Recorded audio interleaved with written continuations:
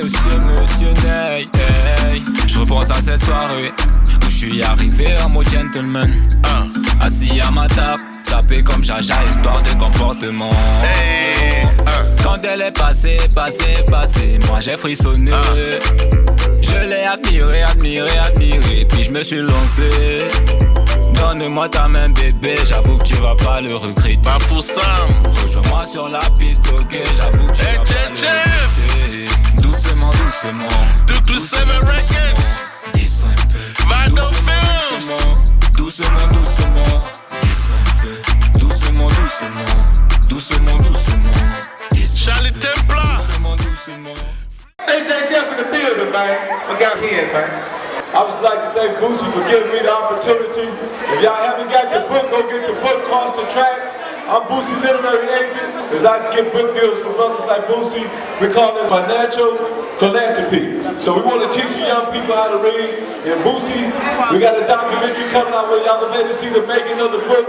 All the things that went through with Boosie, how Boosie had people that get out on him, and we still persevere. It was a big thing. It took us 3 years, but we got it together. So y'all make sure y'all go get that Boosie book, Cross the Tracks. Make sure y'all stay tuned for the documentary, the making of the Boosie book. Thank y'all. And shout out to my man Gino for holding down my organization, the Hip Hop Fraternity. He's my CEO here in Vicksburg, Mississippi. So he's one of our CEOs. We got 35 cities. This is my organization right here. We got 10,000 members. All y'all welcome to join. Go to thehiphopfraternity.com and join right now. See, Pimpinken was in here earlier, and he put the pimp spirit in the air. Give me some gangster shit. Just go get the book when it come out. I'm out of best book in the country, best-selling book in the country, period. This book right here, Pimpinken laid it on me. My God. Cross the tracks, man. Now let's talk about this book. And Ken is the homie. He a legend. He a legend. I fuck with Ken Steve-O. They came to me with, Simon Schuster. That's big, man. That's big. Company. That's big. Yeah, we big publishers, yeah. We was arguing like a motherfucker. Like, I don't give a fuck what you pay nobody else. Yeah, I don't give a fuck what name you call. Yeah. It's Boosie. Yeah, it's Boosie. Oh, a boss mean you the shot caller. Like you call the shots, what you say goes and nobody says nothing over it. That's the boss. If anybody can say something over what you say, you're not the boss. And that's period. The boss has no, I'm the boss of all bosses. Like I can't go to nobody. I can't go to nobody and say, I need 10 million. I can't do that. I'm the boss of all bosses. Like I can't get along, bro, unless it's the bank. Yeah, you know what I'm saying? Shout out my brother Boosie, you know what I'm saying? Across the track, you feel me? It's the kid daddy, you feel me?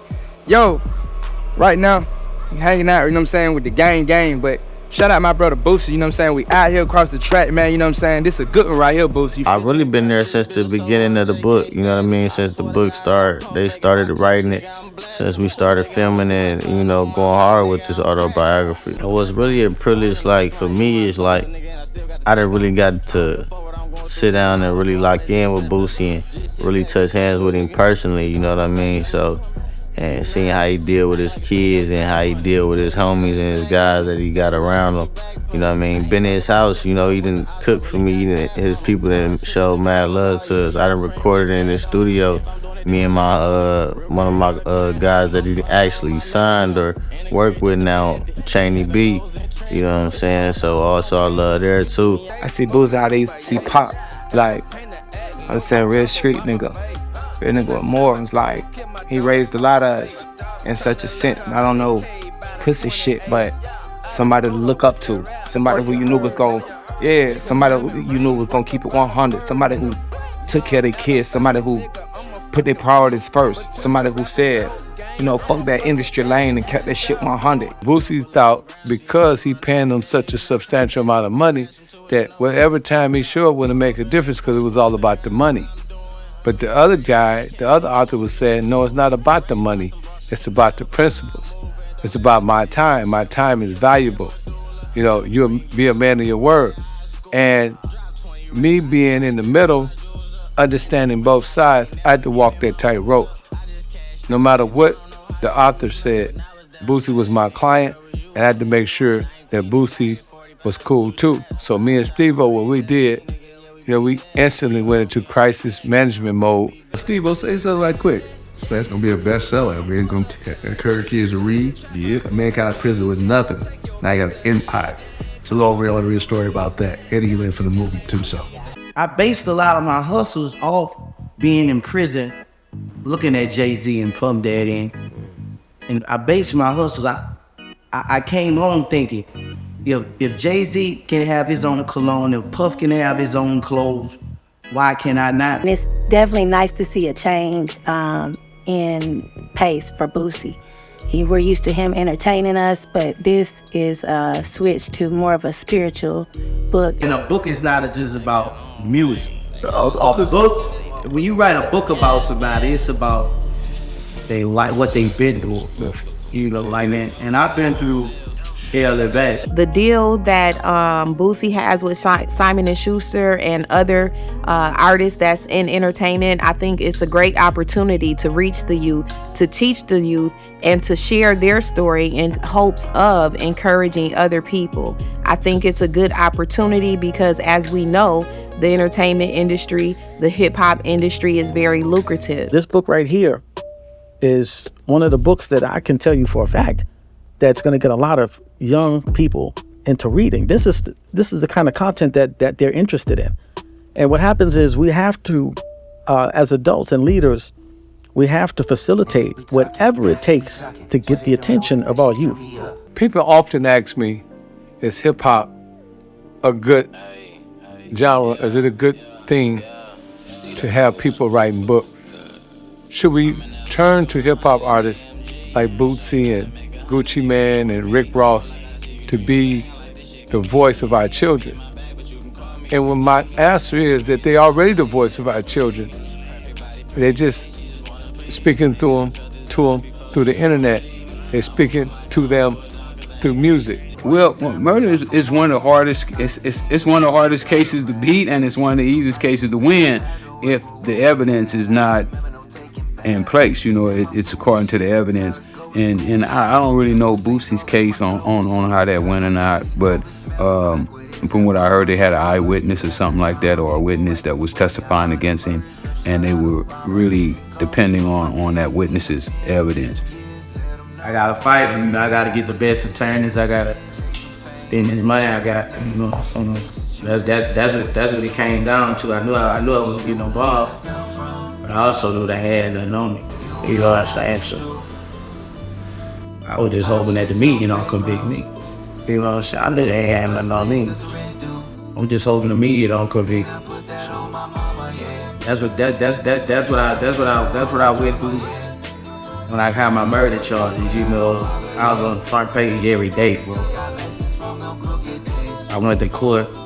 You ever saw that movie SWAT? That's how I went to court. You're fighting murder. You don't need the homies at the courthouse. You need some glasses. If you ain't got a baby, rep on, just pick up the crime, mommy. You don't need to look like everything that this jury is gonna think is a gangster. I don't always advise my clients to wear glasses to look more square or look, smart. However, there are things that I do to prepare my clients if we're taking a case to trial. When I found out that somebody was supposed to be testifying against them in the death penalty charge, I said, oh man, it's gonna be a hard one. You a thug, you thugging. Once you go to shoot that people, you thugging. You cannot turn red. Yeah, I understand Little Boosie's stance on informants, Ice-T's stance, and even the YSL situation too. A majority of people who get convicted of crimes in a court of law is because of information that they provided, testimony that they've given. Well, when I'm looking at any criminal case or looking at the defense of my client, I always look at the discovery or the evidence that is presented in the case. And if there is a state's witness that is an informant or an active participant, there are a lot of things that I do as the criminal defense attorney during trial. Definitely, I look at the credibility of the state's witness. What is their motive? It's human nature for people to snitch or do things to make their life better. You know, they fucked up in the head in this world because you will be a kingpin for not rap. Motherfucker. Kids right now that are trying to rap are going to prison. They catching murders, they catching all this, and the cops are just wiping their hands with you. You know what I'm saying? If you make the decision to go legit, you gotta go legit. You gotta leave all that stuff alone because now you're playing on a different field. You're playing with snitching ain't snitching. These are just normal people. A snitch has to be involved in the crime with you. You're dealing with civilians that'll tell on you. You're breaking the law. The streets hasn't changed. You know, that's one thing that has stayed consistent. The mentality of people in the street. You know, how many different ways can you sell drugs? How many different ways is it? True. You know? So I don't think there's a mechanism or a vehicle to sell narcotics that hasn't been done before and that these people don't understand that you're doing it. You just ain't on the radar because you're too small right now, but the bigger you get, trust me, you know, no matter how careful you think you are, somebody close to you is going to be the one that rats you out. You will find out that Boosie has the Boosie liquor. He has Boosie potato chips. He got the book deal, of course, with me and Steve-O. He has other things. He got the record label. He's putting his kids out. So, you know, I think that that's one of the things that we as young men need to learn. And when you got somebody of that stature who's writing a book, who have many fans who generally gets his album, and they got a book out called, you know, Across the Tracks, which simply means, you know, he made it over. You know, I think that that's very powerful. As far as the businessman, I ain't really get that from Mike. I got my win everything from Mike. Gonna be just, you know, because Michael Jordan was just like a king. A lot of people ain't grew up on Iverson, a lot of people grew up later, but if you can't do the Michael Jordan era, like Michael Jordan was the motherfucking truth. But I didn't get business from him. I got business from Calvin Ricks. You have to run a business. You know what I'm saying? You got to run a business. And you talking about the ghetto street business, you got to run fucking business through banks, and you know, you got to be legal and call yourself a businessman. And say you know businessman and you ain't got nothing going for yourself but making money, drugs, things like that. That's why I encourage all the drug dealers to get rap labels and things like that. It's the way out. People think it's easy. People see the shows, they listen to the videos, they see the videos, they listen to the music, they say, oh man, I can do that. Man, it is hard dealing with these corporate sharks. It is hard dealing with these corporate lames. They don't understand the culture, but they love the culture because they know the culture is financially rewarding, so they become culture vultures. But at the end of the day, you know, it is the artist who got to get out there and put in the work. 100% of his intellectual property and sell it for pennies on a dollar. Everyone, it's your boy King Ditto. Hey, and I just gotta say that man, Boosie Badazz was to wipe me down himself, man. I take great inspiration from him. Mr. Shine, every other street nigga. Gotta give the Boosie. Then you got the book, Cross the Track. Nigga talking about everything in there, man. Everything from thugging, selling dope. The memoir by Boosie Badazz, Across the Tracks. Boosie one of the real ones in the game, man, you know. What's happening? This is Charlie Murphy, and I'm representing Lexington, Kentucky, man. We hear about Boosie's new book that he's about to drop, man. I recommend everybody go get it, man. Through. It's yours truly, Miss VA, all the way from the middle of the map, Omaha, Nebraska. Gotta shout you out, Boosie. You're dope. I've been a fan of Boosie for the longest, and to hear he's got a book coming out, and you know how real he is. Came in, rocked the stage, did his thing, man. I shout out to you. Yeah, man, so I remember the first time I met Boosie, man, we was on tour, man. It was the I-10 tour. I just came home from prison. But one of my favorite things about Boosie is that in my city, in my state, he's like a god. And when you can go to any hood or you can go to any side of town or any club, when it's popping, we got that Boosie on, so y'all know what it is. Seeing what Boosie is doing with itself as a brand is one of the key ingredients of what I look for in an artist.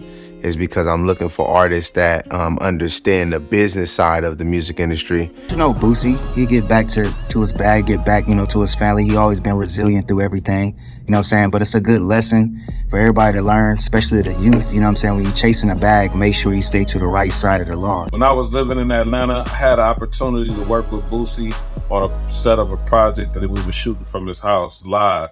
And in that moment, I got an opportunity to see Boosie as a businessman that he is.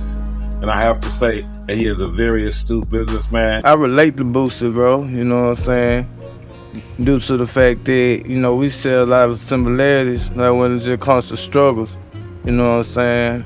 And like, I respect bro, I respect bro grind, respect bro hustle. When you're in a situation like that, you fighting for your life, whether it's cancer or anything, and you get a second chance, you got to make good on that second chance.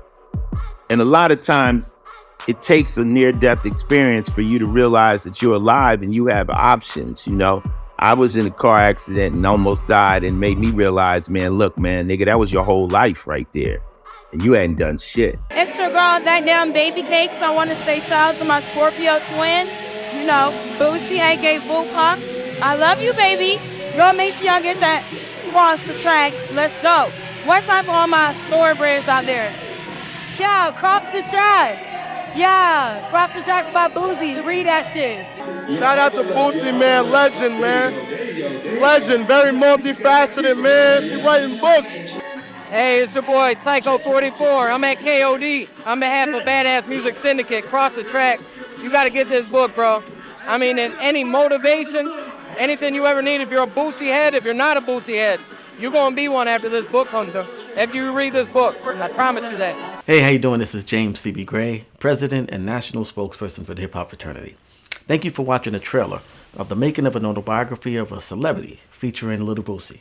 So I be with bro now, only fuck with folks now. I can't show my hand, dog, but I can put my hands on it. I can't bust a move, dog, without putting my mans on it. Get respect, cause when it come to business, bitch, I stand on it. I like white bitches better when they got a tan on them. I like spending 20s, nigga, fresh about the box.